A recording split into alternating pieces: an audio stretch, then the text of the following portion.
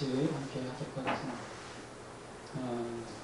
전체 강의, 첫 번째 전체 강의는 구심력이라고 하는 제목으로 함께 말씀을 나눠보려고 해요. 이거는 이제 설교가 아니기 때문에 여러 학자 이야기도 나오고 또 여러 강의도 나올 거예요. 내용도 어떻게 보면 이 강의에는 사실 이제 출처를 굉장히 복잡하게 여러 책을 참고한 거기 때문에 만약에 글이라면 출처를 다 밝히겠지만 혹시 여러분이 듣다가 이 글의 이 내용의 출처를 좀 알고 싶다 하면 나중에 좀 물어보시면 여러 책인데 아마 찾아보면 제가 찾을 수 있을 것 같긴 해요. 오늘 어쨌든 여러 책의 도움을 좀 받고 제가 이제 강의를 준비하게 되는데 신앙의 본질이 뭘까? 라고 하는 부분을 우리가 가장 기본적인 질문을 좀 해보게 돼요. 신앙의 본질이 뭘까? 라고 하는 건데요. 신앙의 본질은 사실은 원심력이에요. 구심력이라기보다는 원심력. 원심력이라고 하는 것은 중심으로부터 자꾸 바깥쪽으로 작용하는 힘을 우리가 원심력이라고 하죠. 그래서 원자가 뭘 원자고 우리가 이 가운데 심자잖아요. 그래서 가운데로부터 자꾸 벗어나려고 하는 힘, 이것을 이야기하는 거죠. 어떻게 우리가 이 신앙의 본질을 원심력으로 두는 이유가 무엇이냐면 하나님은 내적인 완전한 행복과 이 충만한 기쁨을 밖으로 확산하고 전달해 주시고 흘려보내 주시려고 세상과 사람을 창조하셨어요. 그러니까 하나님께서는 내적인 완전한 행복, 하나님이 불완전한 행복이 아니라 하나님은 내적으로 완전한 행복과 이 충만한 기쁨, 하나님은 이미 그 자체가 완전한 행복이면서 충만한 기쁨이 하나님의 기쁨으로 충만하잖아요. 여러분 하나님이 뭐 우울하다든가 하나님이 슬픈다든가 이런 걸 상상해 볼 수가 없잖아요. 물론 성경 속에서 하나님이 슬퍼하시고 후회하시고 뭐 이런 부분들이 나오지만 이것은 우리가 신인 동력론적 표현이다. 그래서 하나님의 마음을 하나님을 사람들이 이해하기 위해서 인간적인 표현, 신인 동력론적 표현이다 이렇게 얘기하는데 우리가 근본적인 하나님은 완전한 행복이면서 하나님의 기쁨으로 충만하신 분이시죠. 그렇죠? 그런데 하나님은 이것을 자꾸 바깥으로 우리가 전파하고 흘려보내고 또 누군가를 채워주시기 위해서 오늘도 계속해서 흘려보내시는 분이세요. 그래서 하나님은 근본적으로 중심으로부터 자꾸 바깥으로 나가게 하시는 원심력이 신앙의 본질이다 라고 볼 수 있어요. 네. 그런데 우리가 이 시대에 제 제목을 구심력이라고 제 제목을 붙였는데 구심력은 정반대죠. 물리적으로 보면 물리학적으로 우리가 보면 원의 중심을 향하여서 작용하는 힘이에요. 원의 중심을 향하여서 작용하는 힘. 원심력하고는 전혀 다르죠. 그러니까 이 구심력이라고 하는 것은 우리가 자꾸 중심으로 들어가는 것을 이야기하는 거예요. 우리가 이것을 생각해 보면 이렇게 돼 있어요. 어떤 단체나 공동체 따위가 한 덩어리로 뭉치게 하는 힘, 이것을 우리가 구심력이라고 합니다. 이 시대에 우리가 교회가 하나 되게 하고 우리 공동체가 하나 되게 하는 데 있어서 어떤 힘이 필요하잖아요. 이게 구심력이다 라고 하는 거예요. 그래서 외부로부터 자꾸 중심으로 향하여 나아가려고 하는 것을 우리가 이야기합니다. 영어로 보면 좀 이해가 좀 빨라요. 이것을 우리가 Central Portal이라고 하는데요. 이 Central Portal Force예요. 그러니까 이 Century라고 하는 말은 Centurion에서 나온 말인데 이것은 중심이라는 말이고 그리고 Portal이라는 말은 우리가 추구하다라는 힘, 우리가 라틴에서 왔으니까 중심을 추구하다라는 거예요. 그러니까 여러분이 우리가 외부로부터 자꾸 중심으로 나아가려고 하는 것인데 우리는 이 시대에 우리가 무엇이 필요할까? 청년들에게 구심력이 필요하지 않을까 하는 거예요. 이 시대에. 그래서 우리가 이런 주제를 가지고 함께 좀 보려고 하는데 오늘 우리가 왜 구심력을 필요로 하는가? 이 시대에. 하는 부분을 잠깐 살펴보려고 합니다. 여러분이 아마 신학자라기보다 목회자로서 존 파이퍼를 여러분 아실 거예요. 그분은 하나님의 기쁨에 대해서 많은 책들을 썼고 그분은 여호와를 기뻐하라는 책을 대표로 해서 하나님을 하나님의 기쁨에 대해서 굉장히 강조하는 그런 목회자입니다. 존 파이퍼라고. 지금도 우리가 유튜브나 이런 데 보면 존 파이퍼가 굉장히 그 이야기를 많이 이야기하죠. 그래서 그러니까 desiring God 해가지고 하나님을 욕망하고 하나님을 탐하라 이런 식으로 그가 이야기하죠. 우리가 보면 존 파이퍼가 이런 이야기를 했어요.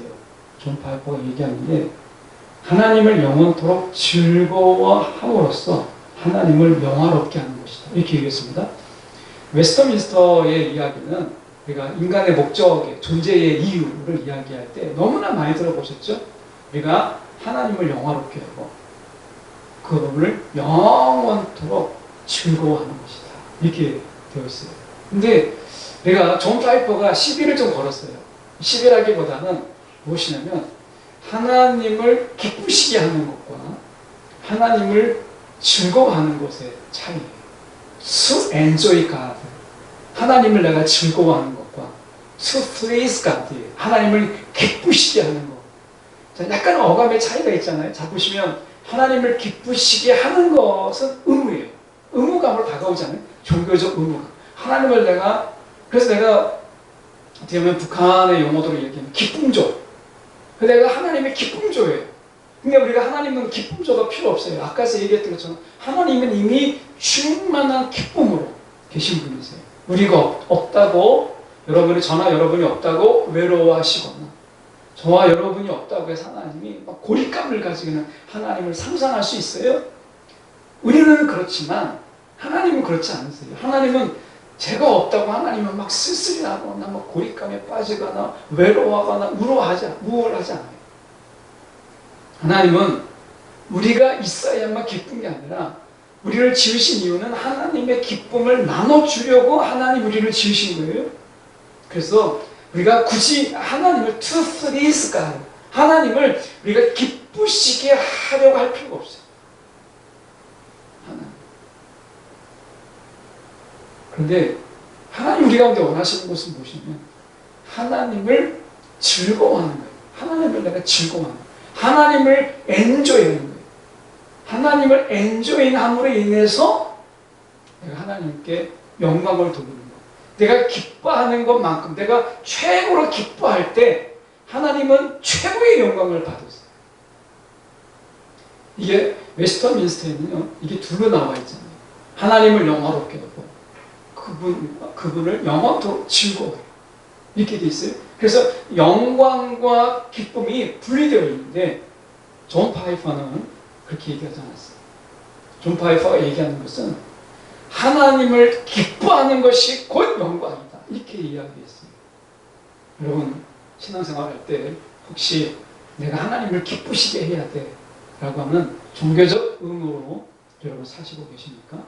그래서 내가 하나님을 기쁘시게 하기 위해서 예배도 나오고 내가 하나님을 기쁘시게 하기 위해서 내가 앞에 찬양도 서고 내가 하나님을 기쁘시게 하기 위해서 나는 억지로 예배도 나오고 의무처럼 그렇게 하고 있다면 우리가 그 부분에 대해서 좀 자유로워질 필요가 있다는 거예요.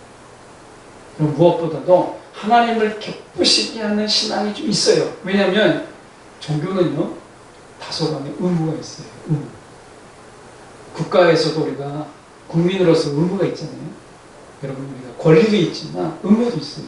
우리가 남자들 같은 경우는 군 복무에 의무가 있고 세금 납부에 의무가 있잖아요. 의무가 분명히 있죠. 우리가 모든 종교에는 다 의무가 있어요. 그러니까 기독교도 예외는 아니에요. 우리도 의무가 있어요. 그런데 의무에 먼저 빠져버리면 어려움이 있습니다. 존 바이퍼가 얘기하는 것은 하나님을 즐거워해라. 엔조이해라. 이것이 하나님의 영광이다. 그래서 최고로 내가 기쁠 때 그때가 하나님을 영화롭게 하는 거예요. 여러분 내가 성공을 기뻐하면요 성공이 영광을 받습니다. 하나님 영광을 받는 게 아니에요. 내가 성공을 즐거워하면 하나님이 영광을 받으시는 게 아니라 성공이라는 우상이 영광을 받는 거예요. 내가 돈에 내 취해서 많은 돈을 벌면 하나님이 영광을 받는 게 아니라 돈이라는 맘모니즘이라고 하는 우상이 영광을 받는 거예요. 착각하지 마세요. 여러분, 내가 무엇을 즐거워할 것이냐? 내가 쾌락을 즐거워하고 내가 향락을 즐거워하면 쾌락이라고 하는 우상이 결국에는 그것으로 인해서 영광을 받는 거예요. 우리는 하나님을 즐거워할 때, 돈을 즐거워하고 성공을 즐거워하고 내가 쾌락을 즐거워하는 게 아니라 하나님을 즐거워할 때 비로소 하나님은 영광을 받으시는 거예요. 근데 우리가 나는 성공을 즐거워하고 쾌락을 즐거워하고 돈을 즐거워하고 돈을 좋아해요. 근데 그것을 통해서 하나님께 영광을 돌리려고 해요.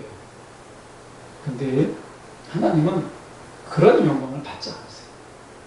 하나님이 영광을 받으시는 것은 내가 하나님을 즐거워하고 내가 하나님을 기쁠 때, 기뻐할 때, 내가 하나님을 즐길 때, 이때가 하나님 영광을 받으시는 거예요. 영광. 여러분, 우리가 아이들을 이제 기르다 보면 그런 생각이 가질 때가 있어요. 아이들이 막 이제 선물을 사가지고 와서 주면 이제 아버지는 쳐다보지도 않고 아빠는 보지도 않고 막 그거 가지고 게임하고 재밌어 한단 말이죠. 근데 그걸 바라보는 아빠가 좋죠. 그런데 정말 좋을 때는 아빠랑 놀면서 아이가 가장 좋아하는 거예요. 그러면 아빠의 기쁨은 끝이 없어요. 그러니까 여러분, 우리가 생각해 볼 때 하나님 때문에 기뻐하는 거 한번 생각해 보세요. 여러분이 이제 20대, 30대 이렇게 들어가면서 내가 하나님이 주신 것 때문에 기뻐한 적은 있잖아요. 아마 그건 다 있을 거예요. 하나님이 주신 것 때문에 기뻐하는 것.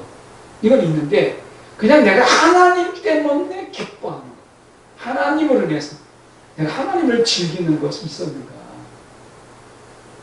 이게 쉽지가 않잖아요. 내가 하나님 때문에 기뻐했던 것. 제가 20대, 30대의 시절을 지나면서 제가 이제 30대는 방향을 정하고 신학이라고 하는 방향을 정하고 이제 신학대학원 들어간 게 31예요. 이제 정말 늦게 29에 내가 신학을 해야 되겠다 하고서 이제 대학 졸업하고 늦게 이제 결정을 하고 결국에 31에 신학을 시작해서 이제 35에 제가 목사 안수를 받게 되었는데 이제 30의 말미에 들어갔으니까 5년 만에 이제 목사 안수를 받은 거죠. 근데 30대는 신학을 한 거고 20대에 돌아보면 하나님께서 신학을 하기 전에 많은 경험들을 저에게 주셨어요. 그 경험들이 돌아보면 정말 감사해요. 그 중에 하나가 돌아보면 제가 강돈 만난 그 사건도 정말 잊을 수 없는 그런 사건이에요. 돌아보면 흉터도 아직도 남아있고 그때의 이 피비린내, 정말 피를 많이 흘렸기 때문에 제가 자다가 일어났을 때 이 방 안에는 피비린내로 가득했어요. 왜냐하면 머리부터 발끝까지 이미 나중에 알았지만 피가 흥건해서 피가 마치 이 피가 철퍽철퍽할 정도로 그렇게 많은 피를 흘렸어요. 그래서 결국에는 그 피 흘린 것 때문에 쓰러질 정도로 의식을 잃을 정도로 그렇게 많이 흘렸는데 돌아보면 그 모든 것들이 하나님의 경험이에요. 그게 저에게 자산이고 저에게는 기쁨이에요. 제가 여러분에게 많이 이야기했지만 이 주제상 할 수 없이 또 이야기를 하는 게 강도 만난 이야기를 할 수밖에 없는데 제가 강도 만났을 때 강도 만난 것 자체는 은혜가 될 수는 없죠. 그게 어떻게 은혜가 될 수 있겠어요? 저보고 다시 또 강도를 만나봐라 이렇게 하면 절대 저는 강도 안 만나죠. 근데 강도가 만난 게 아니라 강도가 들어온 거죠. 들어왔어. 이제 칼로 이미 이제 머리를 여러 번째 찔렀기 때문에 피는 막 너무 많이 났고 그리고 결정적으로 옆구리를 이제 칼로 찌르기 직전에 그때 이제 예수님이라고 하는 분이 저에게 나타났어요. 벽에서부터 그때 당시 묘사를 하면 모든 방이 닫혀 있는데 벽을 뚫고 들어오시더라고요. 쫙 들어오시더니 강도는 그 말을 못 알아들었어요. 저와의 대화를. 예수님이 오셔서 두려워하지 마라. 네가 오늘 죽어도 나와 함께 있을 것이다. 너가 이것을 믿느냐? 라고 하는 것이에요. 근데 그 말씀이 그 권위 있는 그 말씀. 그냥 성경에서 읽었던, 어디선가 한 번 봤던. 왜냐하면 저는 헌책방 그 사장님하고 굉장히 친했기 때문에 그분이 많은 책을 줬는데 그 중에 책 하나가 성경책이었는데 공교롭게도 카톨릭 성경이었어요.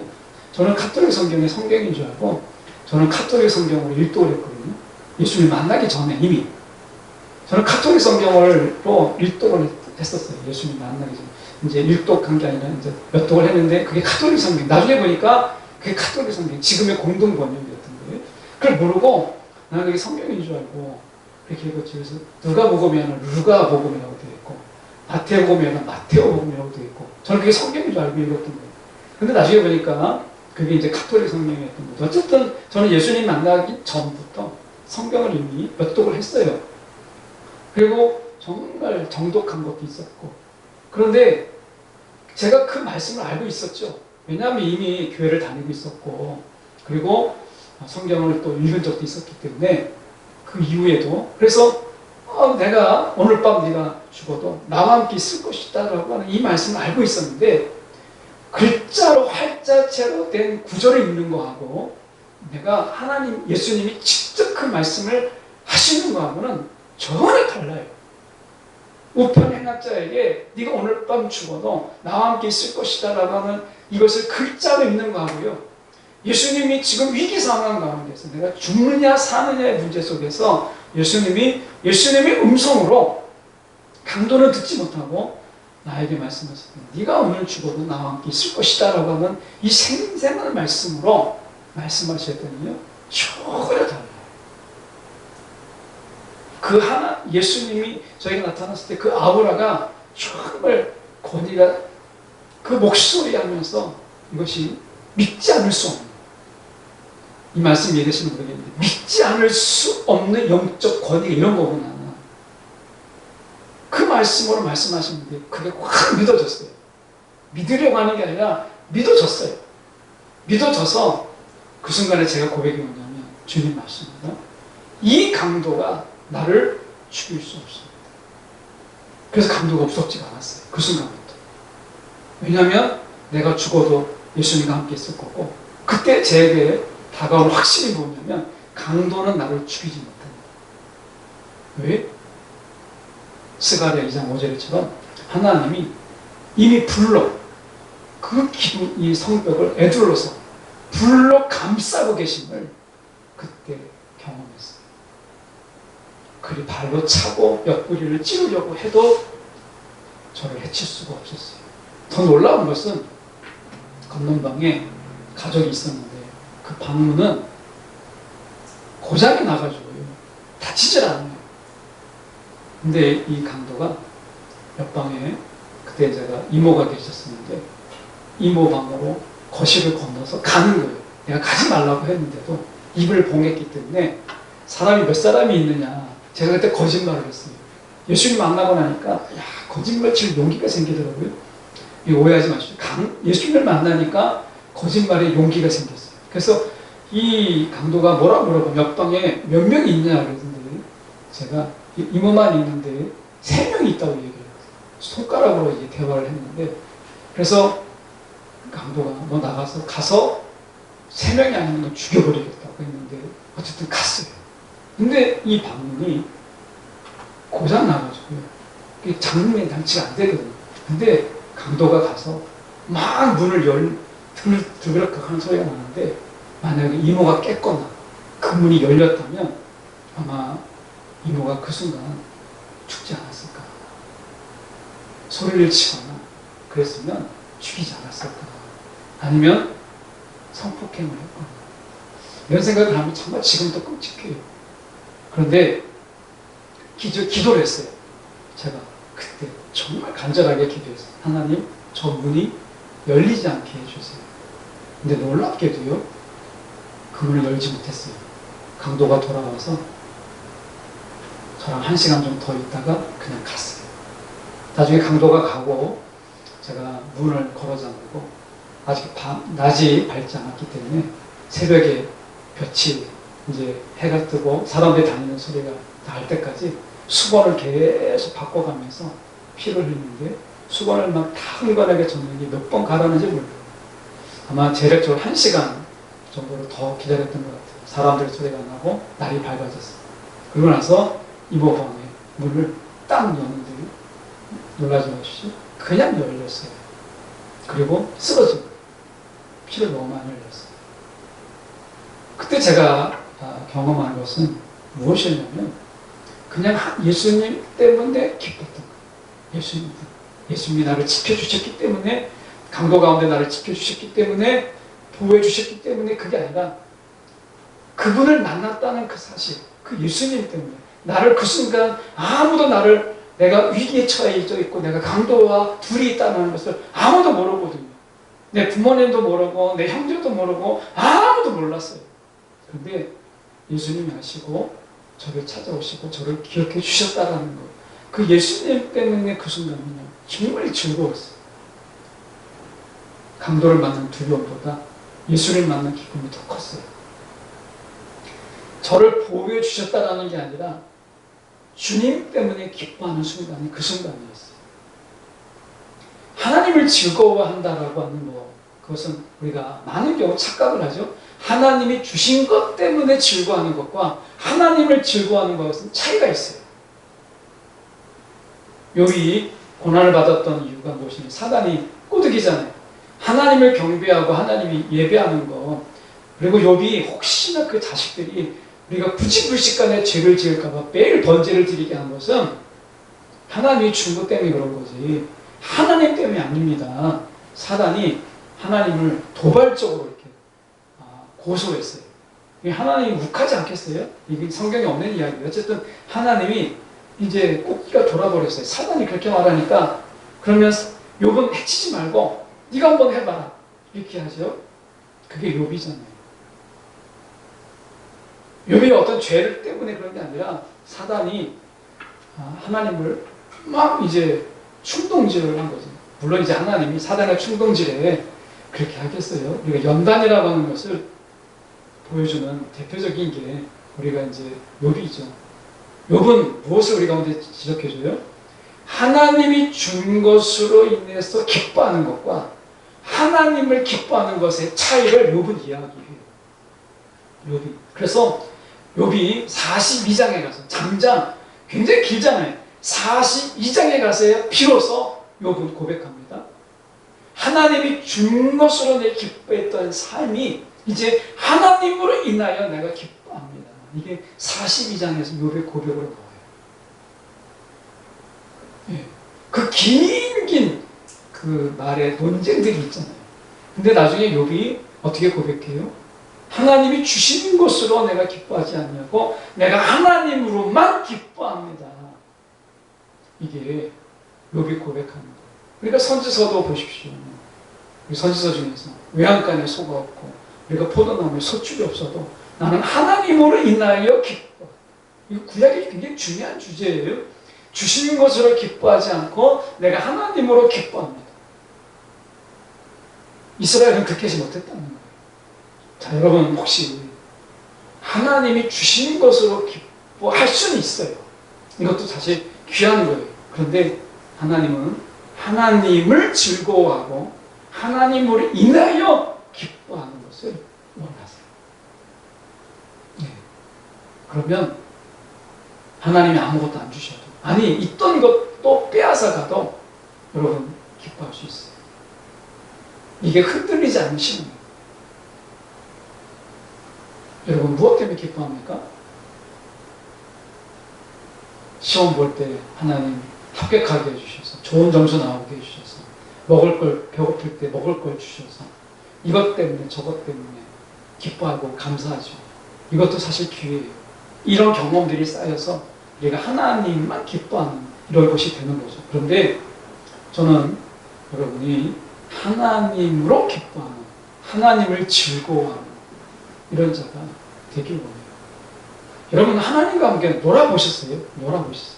제가 내일 주제 강의가 이 플레이샵인데, 플레이샵이라고 정했던 것은 옛날에는요, 우리 때는 이 워크샵이라고 하죠. 워크샵. 공동체를 하는데 일을 하면서, 일을 하면서 이것을 공동체를 하는 워크샵이었어요. 근데 지금은 워크샵 하면 욕먹습니다.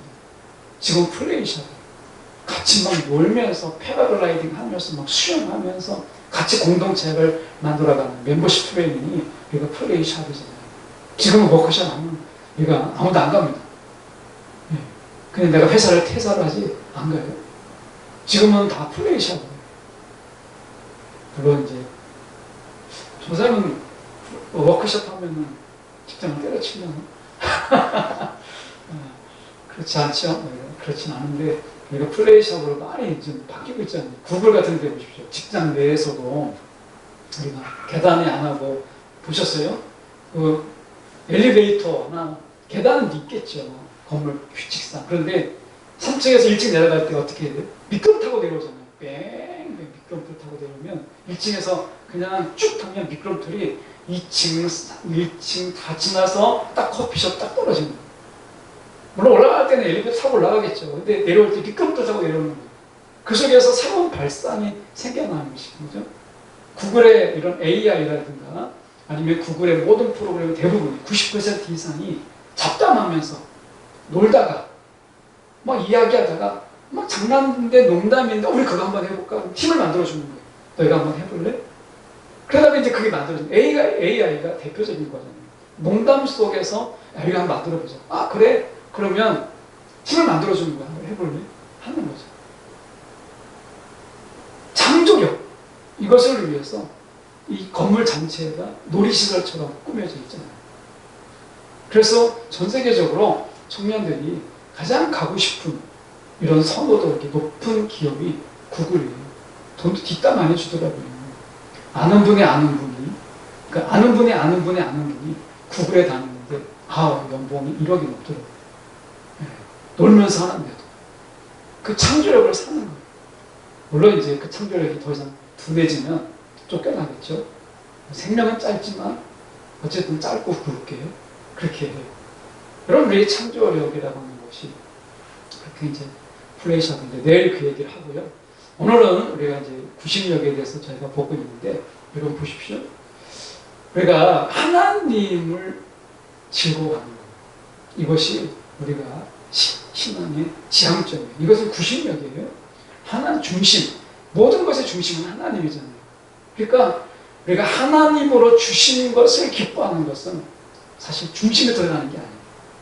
이 시대에 여러분 우리가 좀 더 하나님 앞에 기꺼이 들어가려고 하는 것이 중요한데 지금은요. 여러분 포스트 모더니즘을 많이 들어보셨죠? 포스트 모더니즘. 이 포스트 모더니즘이라는 것은 모더니즘이라고 하는 것을 넘어서 이제 객관성이라는 것이 넘어서 이제 주관화시킨 어떻게 보면 이제 객관적 진리는 없다. 이게 이제 포스트 모더니즘이잖아요. 모더니즘이죠. 그러니까 예수가 우리에게는 진리인데 다른 사람에게 이 진리를 전하려고 할 때 너한테는 진리지만 나한테는 아니야. 그러면 내가 아니면 아닌 거잖아요. 이게 이제 포스트 모더니즘인데 이거는 많이 들어봤어요. 근데 내가 포스트 트루스라고 하는 우리가 진리 이유라고 하는 이 포스트 트루스를 우리가 함께 이 시간에 좀 더 나눠보려고 합니다.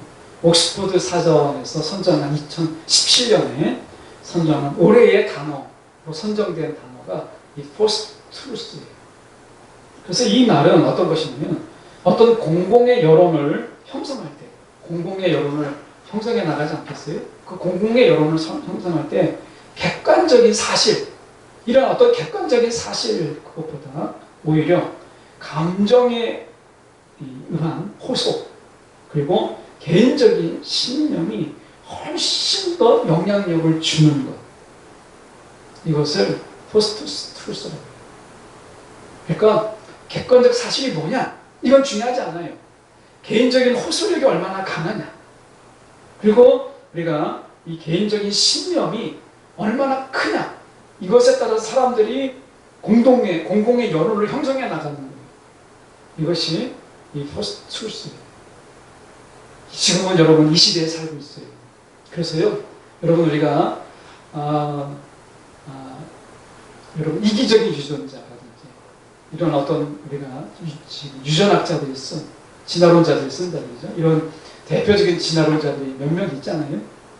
그 중에서 이제 이기적인 유전자라든지 이런 책들도 우리가 많이 쓴 그런 사람도 있고 한데 물론 그 사람들의 학자들의 이름을 다 내라는 그 의미가 없지만 어쨌든 우리가 보면 여러분이 많이 이제 그런 진화론자들이 쓴 그런 이야기를 많이 보셨을 거예요. 그런데 그들의 이야기가 허설이 넘치는 이유가 뭐죠? 객관적인 사실에 근거하진 않아요. 어떻게 보면 그들이 감정적인 호소력과 개인의 그 지연자의 그 신념 이런 것들이 상당한 호소력을 가지고 있기 때문에 그것에 우리가 끌려가는 거예요. 우리가 지금 이 마지막 때에 미혹하는 영과 거짓의 영이 판을 치게 될 거예요. 적그리스도가 많이 나타날 거예요. 그런데 적그리스도에 빠지는 이유가 뭐겠어요? 우리가 옛날에 유명했던 기계교라는 게, 기계교라는 거 들어보셨잖아요. 문자를 보내면 그것이 곧 하나님의 지령인 줄 알고 그것대로 하는 거예요. 자식을 때리라고 하면 때리고 헌금하라고 하면 헌금하고 이런 말도 안 되는 기계교라고. 아주 단순한 건데 이것을 믿으니까. 왜냐하면 객관적인 사실에 근거한 것이 아니라 기계교라고 하는 것은 어떤 감정적인 어떤 호소력과 어떤 개인의 확신이 그 사람에게 훨씬 더 영향을 주는 거예요. 그래서 야, 내가 이게 맞아! 라고 하는 거예요. 내가 확신을 갖는 거예요. 그리고 그 어떤 감정적인 호소력이 거기에 더해지게 되면 객관적인 진리는 이제 닫아버리는 거죠. 여러분, 우리가 이런 트루스에 우리가 살고 있어요. 이는 객관적인 사실에 근거하기보다는 우리가 개인이 가진 어떤 신념 그리고 감정에 따라 판단을 더 확실하게 훨씬 더 잘 받아들여지는 현상을 이야기해요. 이것은요, 우리 신앙에 굉장한 지대한 영향을 주고 있어요. 포스트 트루스가. 그래서 여러분, 우리가 신앙을 어떻게 보세요? 여러분, 성경이라고 하는 거 어떤 객관적인 어떤 진리잖아요. 참이잖아요.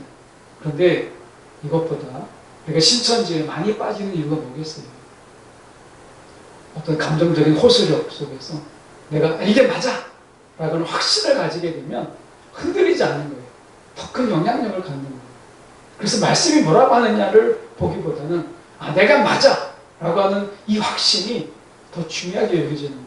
이게 물론 포스트 모더니즘의 절대 진리보다는 우리가 개별화된 다양한 진리를 외치게 되는 이 포스트 모더니즘의 영향력이죠.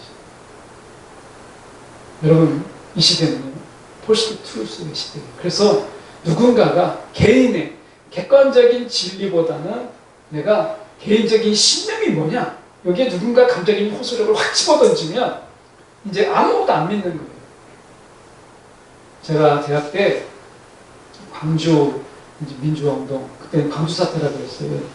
대학에 딱 갔더니 선배들이 유야무야 막 이렇게 데리고 가서 한 이제 공간에 광주 사태 해가지고 비디오를 틀어줬어요. 저희 때는. 그리고 나오면 이제 광주 민주화 운동, 그때 광주 사태 책을 이렇게 팔았어요. 그 책을 10,000원에 팔았는데 그 당시에 그게 이제 이쪽에 보면 지금 보면 데모 자금이기도 하고 또 활동 자금이기도 했는데 그 비디오를 틀어줬어요. 외국 기자가 찍은 거잖아요. 택시 드라이버에 보면 나오잖아요. 그게 이제 찍은 사진인데 이제 거기에 보면 막 이제 총도 쏘고 사람들을 막 패고 피 흘리고 죽어가고 이런 거 많이 나오거든요. 근데 방송에는 안 나왔던 거잖아요. 그러니까 저도 늘 5월달이 되면 지금은 여러분 대학 가서 그런 게 안 하잖아요. 대학도 이제 지금 코로나 때문에 잘 안 가긴 하지만 그때 되면 대자보에 늘 그렇게 광주 사태 사진이나 이런 것들이 늘 실려 있었어요. 5월이 되면. 근데 안 믿었어요. 그때 생각이 뭐냐면 아니 방송도 있고 기사들도 있는데 어떻게 세상에 다 이렇게 모를 수 있을까? 야, 저거 거짓말이 아닐까? 이런 생각이 드니까 객관적인 사실과 증거, 자료가 있어도 믿어지지가 않더라고요.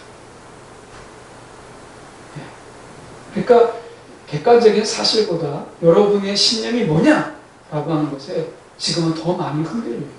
그래서 이것을 조장하는 것이 무엇이냐면 여러분 이 시대에 여러분 사단의 전략입니다. 여러분의 신념이 말씀보다 우위에 있는 거예요. 여러분의 신념이. 거기에 기름을, 감정이라는 기름을 확 부으면 여러분 어떤 말씀을 진리를 들여밀어도 아니야. 믿어지지 않는 거예요. 우리가 이런 시대에 살고 있어요. 여론 형성이 지금 그렇게 돼 있어요. 그래서 어떻게 객관적인 사실 이거보다도 오히려 감정에 대한 호소력과 그리고 개인적인 신념에 불을 지르는 거예요. 지금 제가 이제 어느 정당에 속한 게 아니고 우리가 보면 4월에 있었던 이제 선거가 부정선거다 막 이런 얘기가 있었잖아요. 한동안. 그래가지고 지금도 그걸 가지고 부정선거다 막 이렇게 이야기를 많이 하는 사람들의 그 철통 같은 얘기가 뭐냐면 객관적인 사실보다는 그 개인의 신념을 더 강조합니다. 우리 거짓 뉴스가 지금 횡행하는 이유가 뭐예요? 다른 거 아닙니다. 객관적인 신념을 가지고 호소력 있게 감정을 막 섞어가면서 이야기하는 것이 객관적인 사실이 무엇이냐라보다 사람들에게 훨씬 더 호소력 있고 여론을 형성하기가 훨씬 더 쉬운 이런 시대에 우리가 살고 있다. 포스트 트루스에 우리가 살고 있다라고 하는 거예요. 그래서 여러분, 우리가 사단이 이거 굉장히 잘합니다. 사단이 정말 잘해요. 우리가 보면 에덴 동산에서 선악과를 알게 한 나무 열매를 먹게 할 때 사단이 뭐라고 했어요? 굉장히 호소력 짙은 이야기를 먹음직하고 보합시다. 이것을 먹어라. 그럼 하나님같이 되리라 라고 이야기했죠. 너가 정말 죽겠느냐? 아니다 라고 얘기해서 호소력 깊게 이야기한 거예요. 객관적인 사실, 하나님이 분명히 말씀하셨어요. 정령 죽으리라. 이 객관적인 사실을 이야기했음에도 불구하고 그것을 믿지 못하는 개인적인 신념, 이것을 더 강조했던 이것이 있었잖아요. 그래서 여러분, 토마스 아퀴나스가 이런 이야기를 했습니다. 우리가 이 진리는 사물과 지성의 일치다. 이렇게 얘기했습니다. 이 사물과 진리라고 하는 것이 무엇이냐라고 얘기했을 때 우리가 이 베리타스가 진리잖아요. 이 베리타스라는 것은 무엇이냐? 사물과 지성의 일치다. 이렇게 얘기했어요. 사물과 지성의 일치. 이것을요, 우리가 좀 신앙에 적용해 보면 하나님께서 창조하신 것 가운데는 지성의 근원이신 하나님의 지성이 반영이 되어 있죠. 그러니까 우리가 사물을 보고 인식한다는 것은 우리가 하나님의 지성에 참여하는 것이에요. 자, 성경이 참이다라는 걸 여러분 믿습니까? 성경이 참이다. 성경이 진리다라는 것을 여러분 믿습니까? 그렇다면 여러분, 성경은요, 참이다라고 하는 것을 증거해야 돼요. 왜냐하면 사물과 지성은 일치해야 되는 거죠. 그러니까 성경이 참이다라고 했을 때는 그러니까 성경의 말씀이 그대로 돼야 돼요. 그대로. 자, 여러분의 이야기가 참이 되려면 여러분이 이야기한 것이 여러분이 그 약속을 지키든지 아니면 여러분이 그 말씀대로 되게 하는 것을 보여야 돼요. 성경이 참이다 라고 하는 것은 성경 자체로는 참이 아니에요.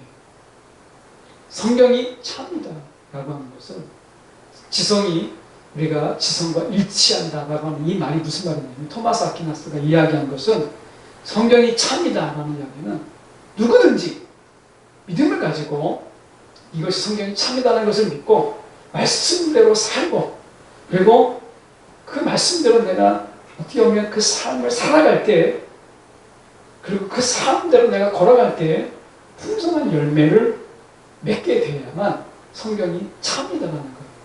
이 시대는요, 개인적인 신념이 객관적인 사실보다 더 앞서 있는 시대입니다. 이게 포스트 트루스예요.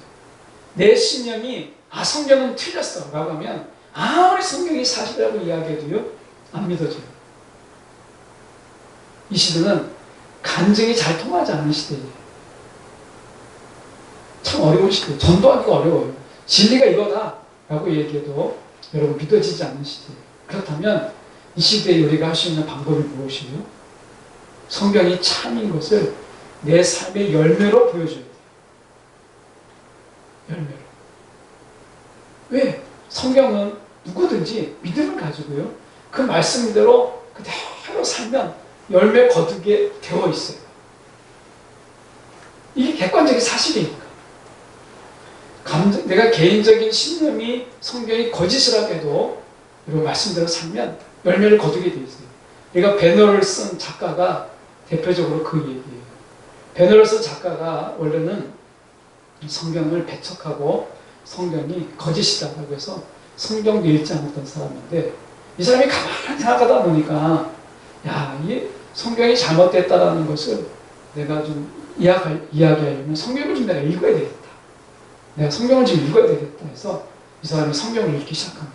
근데 보니까 읽다가 보니까 성경 말씀대로 자꾸 뭘 하게 되니까 그대로 되는 것을 보면서 이 사람이 자기가 자기 자전적으로 쓴 게 배너예요.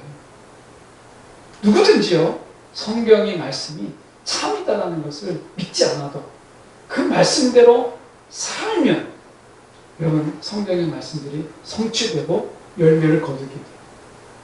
이게 성경이 참이다라는 이야기예요. 이 시대는요, 오늘날처럼 우리가 말의 힘을 잃어버린 시대를 살고 있잖아요. 이 포스트 트루스는 여러분, 우리가 복음 전하기가 왜 어려운 줄 아십니까? 내가 아무리 이 복음을 전해도 듣는 사람이 이건 가짜야. 그러면 개인적인 신념이 객관적인 사실보다 더 앞에 있어요. 더 앞서요. 그러니까 안 믿는 거예요. 받아들이지도 않는 거예요. 안 받아들여요. 그러니까 그런 시대에 살고 있다는 거예요. 개인적인 신념, 개인적인 어떤 감정적인 호소가 여러분 객관적인 사실보다 훨씬 앞서 있어요. 그러니까 아무리 여러분에게 어떤 사실을 이야기해도요, 안 믿는 거예요. 그러니까 거짓 뉴스가 지금은 굉장히 쉬워요. 그런 신념이 있는 사람에게 감정적인 호소만 딱 던져주면 사람들이요, 팬이 됩니다. 팬이. 막 박수를 치고 맞아 이렇게 돼요. 아무리 객관적인 사실을 누군가가 반론을 제기해도 통하지가 않아요. 옛날에는 기독교에서 변증학을 배웠어요. 저도 변증학을 배웠거든요. 제일 이 시대에 20세기가 낳은 최고의 변증가가 있다면 그 사람이 C.S. 루이스예요. 정말 탁월한 변증가인데 지금은요, 변증학을 별로 안 배워요. 왜 안 배우느냐? 절대적인 진리, 아무리 이야기해도요, 개인적인 신념이 더 앞서는 시대이기 때문에 변증가의 논리를 아무리 들이밀어도 내 신념이 더 맞다고 생각하면 그 논리를 이야기해도 받아들이질 않아요. 그러니까 그런 시대에 살고 있어요. 그럼 이 시대를 깰 수 있는 게 뭐냐? 이 시대를 우리가 깰 수 있는 게 뭐냐? 결국에는 성경이 참이다라는 것을 논리적으로 아무리 가르쳐도 소용이 없어요. 성경 공부해서 되는 게 아니에요. 뭘 해야 돼요? 말씀대로 사는 자가 있어요. 말씀대로 그냥 사는 사람. 말씀대로 살았더니 이런 열매가 있더라. 말씀대로 살았더니 이런 체험들이 있더라. 말씀대로 살았더니 이런 역사가 있더라. 야, 그러니까 고로 성경이 참이다 라고 말이 아닌 우리의 삶으로 보여줄 수 있는 사람이 필요한 거예요. 그게 여러분이에요. 나 때는 말로도 됐어요. 말로. 그게 논리가 맞고 그게 성경 공부를 하면, 우리는 성경 공부하다가 은혜를 받았어요. 성경 공부하다가 꼬꾸라지고, 성경 공부하다가 우리 눈물을 흘리고, 성경 공부하다가 회개하고 이랬어요. 근데 여러분은 그 시대가 아니에요. 말씀을 배워서 여러분이 꼬꾸라지는 시대가 아니라 지금은 그 시대가 아니에요. 어떤 시대라고요? 이 트루스의 시대가 아니라 포스트 트루스의 시대예요. 진리 이후의 시대예요. 그러니까 뭐냐, 여러분 말씀대로 사세요. 말씀이 하라는 대로 한번 해보세요. 그게 크든 작든 간에. 그러면 그대로 하나님 열매 거두시게 하는 이것을 경험하는 것 외에는 여러분 이 시대에 가장 파워풀한 전도법은 없고 파워풀한 믿음이 없어요. 저는 여러분에게 말씀하고 싶은 게 그런 거예요. 90년 다시 중심으로 돌아가야 되는데, 옛날에는 우리가 비전을 이야기하면 선교, 그래서 우리 교회도 많이 선교지를 나갔죠. 왜냐하면 하나님의 사랑을 흘려서 보내야 되고, 하나님의 이 사랑을 다른 사람에게 흘려보내는 것이 선교였어요. 그런데 여러분 지금은 선교의 개념이 바뀌었어요. 비전도 바뀌었어요. 여러분 우리가 선교하면 해외에 나가서 우리가 막 그들에게 하나님의 사랑을 주고 배고픔을 채워주고 그들에게 물질을 보내주고 이런 게 아니라 지금 시대는 바뀌었다는 거예요. 지금은 여러분이 우리가 예수님이 만약에 예를 들어서 참된 포도나무다 라고 한다면 이것이 참일까요? 거짓일까요? 예수님이 참 포도나무다. 이 퍼스트 트루스에서는요, 예수님이 참 포도나무다. 이거 몰라요. 이게 참인지 거짓인지 몰라요. 세상은 이걸 알 수가 없어요. 여러분도 아마 예수님이 참 포도나무다 하면은 이것을 여러분이 진리다. 이렇게 하기 어려울 거예요. 결국 이 이야기는 무엇이냐면 우리가 참되다라는 것을 어떻게 하느냐. 예수님을 바라보며 살면 포도나무가 열매를 맺듯이 내 삶의 열매를 맺을 때 비로소 이게 참이 된다는 시대에 우리가 살고 있다는 거예요. 여러분, 말씀을 배우려 하지 말고 말씀을 사세요. 지금은 그 시대가 된 거예요. 말씀을 배우는 게 아니라 말씀을 지금 살아내야 되는 시대에 우리가 살고 있다는 것을, 시대의 변화가 있어요. 저희는 10스텝, 우리가 CCC 10스텝만 배워도 지금 돌아보면 우리가 그때 같이 배웠던 분들이 목회하는 분도 있고 또 뭐 권사님이 되신 분도 있고 이렇게 하는데, 그때 저를 가르쳤던 분이 지금 사모님이신데 안산에. 근데 그때는 가르치는 자도 가르치다가 울었어요.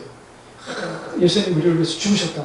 이 얘기만 가르쳐도 막 울었어요. 근데 듣는 자도요, 그것 때문에 가슴을 치며 울었어요.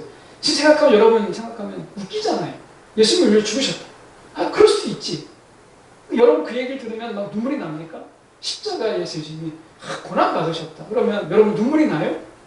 그때는요, 하나님이 막 부어주실 그때는 눈물이 났어요. 저도 공부할 때, 테스트 공부할 때 뭔지 모르는데 예수님이 십자가에서 죽으셨다 하면 막 눈물이 나고 괜히 감사하고 그랬어요. 근데 지금 여러분, 제가 예수 십자가에 죽으셨습니다 해도 여러분 지금 아무도 우는 자가 없잖아요. 시대가 바뀌었다는 거예요. 이게 여러분의 잘못이 아니라 시대가 바뀌었어요. 지금은 말씀을, 객관적인 사실을 듣고 감동하는 시대가 아니라는 거예요. 지금 어떤 시대냐? 포스트 트루스예요. 내가 말씀대로 살아보는 거예요. 그러면 하나님의 말씀이 참이라면 성경에서 말씀하고 있는 열매가 내게 나타나겠죠? 그 경험이 내게 나타나지 않겠어요? 그때 우리는 감동하고 그때 내가 눈물을 흘려요. 지금의 시대가 그렇게 바뀌었다는 거예요. 그래서 지금은요, 구신역이에요. 다시 중심으로 하나님께로 돌아가야 되고 다시 예수를 바라볼 때가 된 거예요. 지금은 우리가 막 다른 사람에게 퍼주고 내 사랑을 흘려보내고 막 이렇게 하는 게 아니라 여러분이 먼저 말씀의 경험이 있고 하나님이 부어주신 은혜의 경험이 필요한데, 그것은 다른 사람에게 줄 때가 아니라 내가 예수님을 집중할 때, 내가 하나님을 집중할 때 하나님으로 인하여 즐거워하는 것을 배우라는 거예요. 이 구심력을 가져야 돼요. 중심으로 돌아가는 힘, 이게 있어요. 그래서 내가 세상을 볼 때 이 히메로디우스의 삶이 있고 루터의 삶이 있어요. 히메로디우스는 어떻게 얘기했냐면, 히에로디무스가 어떤 얘기를 했냐면 이렇게 얘기했습니다. 일상은 무가치한 것이다. 일상은 무가치한 것이다. 그래서 우리가 전도서에 보면 헛되고 이렇게 얘기했잖아요. 그래서 히에로디무스가 이야기할 때 일상은 무가치한 것이다. 그래서 우리는 철저하게 금욕적 삶을 살아야 된다. 이렇게 얘기했어요. 철저하게 금욕적 삶을 살아야 된다.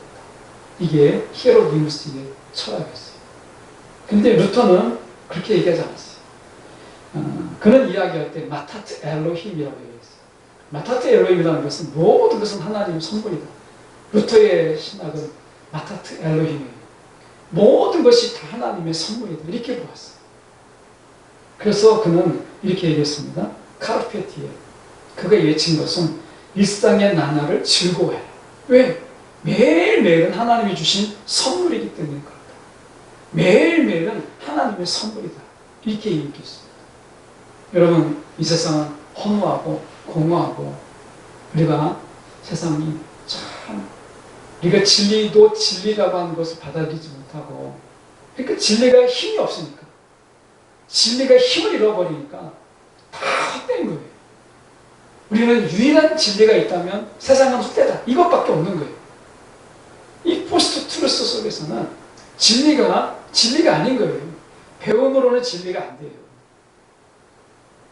내가 개인적인 신념이 진리예요. 이런 시대 속에서 여러분 이 세상은 진리가 힘을 잃으니까 다 헛된 세상이죠. 그래서 세상은 둘로 나눠져요. 히에로니무스처럼 그냥 세상은 헛되니까 금욕적인 삶을 살아가는 거예요. 극단적인 이런 삶이 있고 루터처럼 아니다. 마타티 엘로힘이다. 하나님이 모든 것을 선물로 주신 것이기 때문에 우리는 즐거워야 된다. 일상을 즐거워야 된다. 자, 여기서 제가 90년을 이야기합니다. 하나님을 즐거워하는 것은 매일을 즐거워하는 것으로 나타나요. 이게 마타티 엘로힘이에요. 카르페티에요. 여러분, 우리가 어떻게 보면 나날을 즐거워하는 거예요. 하나님을 즐거워하는 삶은 어디서 나타나느냐? 추상적인 데서 나타나지 않습니다. 매일매일을 내가 하나님의 선물로 여기고 마타트 엘로힘으로 여기고 내가 매일매일을 즐거워하는 거. 이 매일을 즐거워하는 카르페 디엠으로 나타나는 거예요. 여러분 한번 생각해 보죠. 여러분 하나님을 즐거워하십니까? 그렇다면 매일이 즐거운 거예요. 매일 기대가 되고 오늘 하루가 기대가 돼요. 여러분 오늘 수련회가 있어서 엄청 기대가 됐잖아요. 이야, 저녁이 되면 저 수련회 강의도 듣고 막 할 텐데 여러분 엄청 기대했잖아요. 그렇죠? 얼굴 보니까 전혀 기대 티가 안 나는데 여러분 우리가 뭔가 새로운 이 카르페티엠이 가능한 것은요. 루터가 이렇게 얘기했어요. 우리가 뭐라고 얘기했냐면 우리가 메멘토 모리가 필요하다. 조건은 그거였어요. 메멘토 모리. 이것은 죽음을 기억하라. 죽음을 기억하라.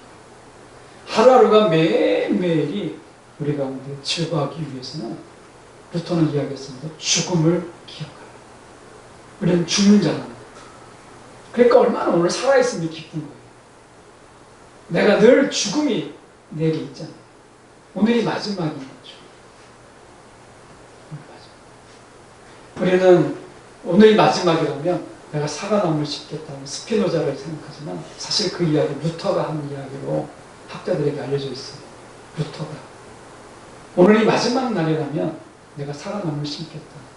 스피노자로 소개가 되어 있지만 신학자들이 이야기할 때 철학자들도 이야기합니다. 루터의 문헌에 나오죠. 루터는 어떻게 있어요? 오늘이 종말이라도 내가 사과나무를 심겠다. 물론 정확하게 이제 나무를 심는다. 사과는 정확하게 아니지만 나무를 심겠다라고 루터가 이야기해요. 왜냐하면 메멘토 모리, 죽음을 기억하라는 거예요. 죽음을 기억하면 오늘 살아있음이 감사하고 오늘을 내가 즐길 수 있다는 거예요. 하나님을 즐기는 자, 하나님을 즐거워하는 자, 오늘을 오늘을 집중하는 거예요. 이게 하나님을 즐거워하는 자의 삶이라는 거예요. 왜? 오늘 하루는 하나님이 마타트 엘로힘, 하나님의 선물이거든요. 그래서 여러분, 우리가 이걸 기억하셔야 돼요. 제대로 살아가려고 치열하게 애쓰는 공동체가 없이는, 잘 들어보십시오. 제대로 살아가려고 치열하게 애쓰는 공동체가 없이는 삶을 제대로 사는 법을 배울 수가 없다. 그러니까 제대로 살아가려고 치열하게 애쓰는 공동체, 이게 필요하다는 거, 이 시대에. 그렇지 않으면 우리가 말씀대로 제대로 사는 법을 배울 수가 없다는 거예요. 포스트 트루스의 시대 속에서는 여러분 공동체가 필요한 거예요. 제대로 내가 말씀대로 살아가려고 하는 이런 치열함 속에서 내가 말씀대로 내가 살아가서 이 말씀이 내 삶 속에 진리임을 내 삶으로 보이겠다라고 하는 이 치열한 이 삶으로 살아내려고 하는 공동체가 없이는 이 세상에서요 제대로 내가 사는 법을 배울 수가 없다는 거예요. 지금 공동체를 통해서 배우는 시대예요. 말씀을 공부하는 시대가 아니라 공동체 속에서 배워나가는 거예요. 제가 처음에 이야기했잖아요. 새로운 만남. 제가 우리가 여는 예배에서 얘기했죠. 지금의 시대의 비극은 무엇이냐? 다른 생각, 새로운 생각을 가진 사람들을 만남을 통해서 생각을 배우게 되는데 만나지 못하는 거잖아요. 여러분, 교회가, 공동체가 왜 필요하냐? 우리가 그 안에서 말씀대로 살아가려고 하는, 말씀대로 살아서 이게 참인 것을 보이려고 하는, 말이 아닌 이러려고 하는 공동체가 없이는요, 제대로 살아가려고 하는 것을 배울 수가 없어요. 청년 공동체가, 여러분, 우리가 왜 존재해야 되느냐? 지금은 말씀을 배우는 시대가 아니라 말씀을 살아서 열매를 맺는 시대예요. 이게 확실한 증거예요. 성경이 진리라면 이 말씀을 누구든지 믿고 내가 그 말씀대로 누구든지 살아가면 이 성경에서 말하고 있는 똑같은 열매를 거둬야 되는 거예요. 그러면 이게 참인 것을 우리는 부인할 수가 없는 거죠. 지금은 말의 능력이 없는 시대예요. 말에 힘이 없어요. 말로 사람을 살릴 수가 없어요. 우리는 이런 시대에 살고 있어요. 정말 비극이지만 여러분, 제가 20대 경험했던 그 풍성함을 여러분 때는 경험할 수가 없어요. 시대가 바뀌었어요. 그래서 여러분, 이걸 경험하려면 저 시대처럼 말씀을 배우는 시대로 돌아갈 게 아니라 이 시대의 삶을 살아야 돼요. 다시 말하면 말씀대로 사세요. 살아보세요. 그러면 동일한 열매를 거두는지 그 풍성한 열매를 거둠을 경험하십시오. 이것이 이 시대에 우리가 살아가야 될 이유고, 그래서 구심력이 필요한 거예요. 자꾸 예수님을 집중하고 예수님 말씀에 집중하고 하나님을 집중하는 거예요. 이것이 이 시대의 저와 여러분의 과제라는 거예요. 과제. 그래서 우리가 비전을 이야기하잖아요. 비전. 조금만 더 마칠게요. 비전을 이야기할 때 제가 아까 얘기했던 것처럼 선교. 저도 옛날 세대라 선교하면 무조건 밖으로 나간 아우리치 이렇게 해가지고 선교, 영혼 구원이었어요. 그런데 여러분, 우리가 이 선교 비전이라고 하는 것은 좀 바뀌었어요. 지금 시대는 바뀌었어요. 왜냐하면 카르페 디엠 속에서 여러분 선교의 개념은 이렇게 바뀌었습니다. 하나님의 나라를 제대로 살아내려면 아주 사소하고 평범한 아주 반복적인 소시민적인 삶을 통해서 하나님 나라 백성임을 입증하는 것. 이것이 여러분 지금의 비전이에요. 이게 선교예요. 그래서 그리스도인의 삶 자체가 선교예요. 여러분의 삶 자체가 선교예요. 이 시대가 그래요. 가리킬 게 아니라 보여야 되는 시대가 된 거예요. 전해야 될 게 아니라 보이는 시대가 된 거예요. 지금은 시대가 바뀌었어요. 그래서 여러분의 삶 자체가 뭐라고요? 선교다. 선교.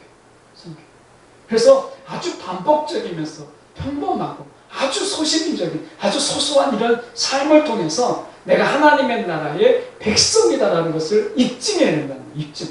입증이라는 말이 중요하잖아요. 입증해야 된다는 거예요. 이거 어떻게 사는 거예요? 일상 속에서 하나님 말씀대로 똑같이 사는 거예요. 손해보지만, 욕먹지만, 조롱당하지만 살아내는 거예요. 그러면 성경에서 말씀하고 있는 그 삶을 내가 거두게 되지 않겠어요? 이것이 이 시대의 선교고 이 시대의 비전이에요. 비전. 여러분 비전을 꿈꾸잖아요. 여러분 이 시대의 비전은 내가 그리스도인답게 사는 일상 속에서 카르페 디엠 메멘토 모리 하면서 내가 죽음을 기억하면서 마타타 엘로이 하나님이 주신 선물로 알고 내가 오늘을 집중하는 거예요. 이게 하나님을 즐거워하는, 오늘을 즐거워하는 것이고 하나님을 즐거워하는 거예요. 이런 삶을 살아라. 여러분 신앙을 가진다는 것이 뭐라고 생각하세요? 신앙을 가진다는 것. 내가 신앙을 가졌다 라고 하는 것이 무엇이라고 생각하십니까? 예수 그리스도 안에서 하나님을 주님으로 고백한다는 것. 이것이 무슨 의미가 있을까? 한번 여러분 들어보십시오. 평범하고 아주 덧없어 보이는 현실을 비상하고 비범하고 새로운 현실로 만드는 것을 여러분 신앙을 가진다라는 것이죠. 그러니까 우리가 가지는 평범 똑같아요. 사람들의 삶이 평범하고 아주 덧없고 그리고 어떻게 보면 그런 우리가 좀 이 덧없는 이런 현실 속에서 이런 현실을 비상하고 아주 비범한 새로운 현실을 만들어내는 것, 이것이 신앙을 가진다라는 것이. 그런데 이것은 누가 가능할까요? 우리는 못해요. 전적으로 하나님께 달려있어요. 그래서 우리는 하나님께 집중해야 되는 거예요. 지금 구심력이 필요한 거예요.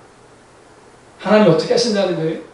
왜냐면 우리가 이 시대가 하나님 마타트 엘로임, 하나님이 주신 선물로서의 그 일상을 하나님이 아주 평범하고 아주 덧없고 아주 헛된 것 같은 일상을 하나님이 아주 아주 비상하고 그리고 하나님이 아주 비범한 새로운 현실로 하나님이 만들어 가실 것을 바라보면서 그분을 바라보면서 내가 그분께 집중하는 것, 이것이 이 시대를 살아가는 저와 여러분의 삶이어야 된다 라고 하는 거예요. 잃어버린 구심력을 회복하는 거예요. 잃어버린 구심력. 저와 여러분이 너무 멀리 하나님부터 멀어져 가고 있다는 거예요. 다시 하나님께 돌아가서 구심력을 회복해야 된다 라고 하는 거예요. 말씀 몇 개만 나눠요. 여러분, 하나님을 즐거워하세요.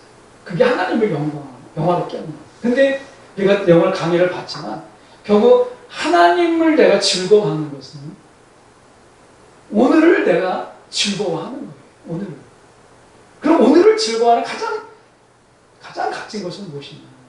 내가 하나님을 집중해서 하나님이 말씀하신 대로 내가 오늘을 살아내는 거예요. 그러면 그 열매가 있어요. 그 기쁨이 있어요. 이걸 누리라는 거예요. 하나님 어떤 하나님이기 때문에 아주 평범하고 아주 덧없는 이런 일상을 아주 비범하고 비상한 새로운 현실로 만들어 가신 하나님이시기 때문에 그렇다라는 거예요. 저는 오늘 첫날 여러분에게 강조하고 싶은 것은 여러분 지금 듣지 않았다. 우리가 굶주려 있다. 영적으로 여러분 굶주려 있다는 것을 자각하십시오. 내가 지쳐있다. 내가 좀 배고프다라는 거예요.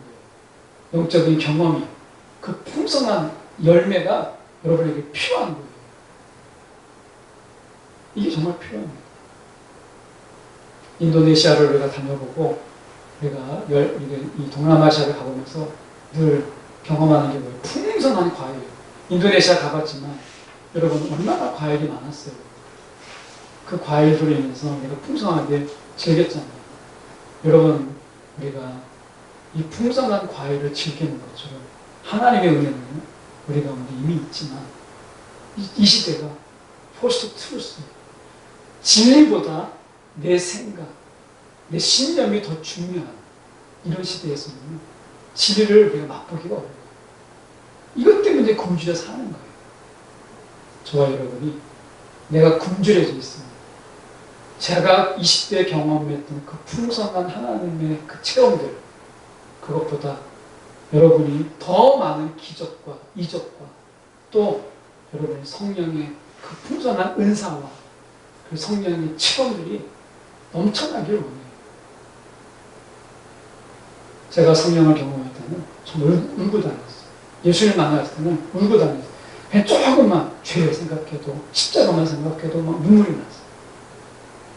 여러분의 20대 여러분의 경험이 하나님을 만난 이런 경험들이 더 풍성해져서 여러분 하나님으로 인하여 배부른 여러분이 되기를 정말 진심으로 원해요.